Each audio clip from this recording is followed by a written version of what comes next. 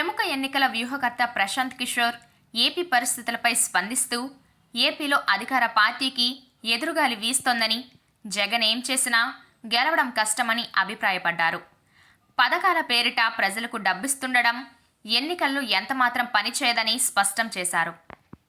ప్రశాంత్ కిషోర్ వ్యాఖ్యలపై ఏపీ మంత్రి అంబటి రాంబాబు స్పందించారు. నాడు లగడపాటి సన్యాసం తీసుకున్నాడు, ఇప్పుడు ప్రశాంత్ కిషోర్ సిద్ధంగా ఉన్నాడని ఎద్దేవా చేశారు. మాజీ ఎంపీ లగడపాటి రాజగోపాల్ గతంలో సొంతంగా సర్వేలు చేయించి ఎన్నికల ఫలితాలపై ముందే అంచనాలు వెలువరించేవారు. ప్రశాంత్ కిషోర్ సంగతి తెలిసిందే. ఐపాక్ వ్యవస్థాపకుల్లో ఒకరైన ప్రశాంత్ కిషోర్ గత ఎన్నికల్లో వైసీపీకి వ్యూహకర్తగా పనిచేసి ఆ పార్టీ విజయం సాధించడంలో కీలక పాత్ర పోషించారు.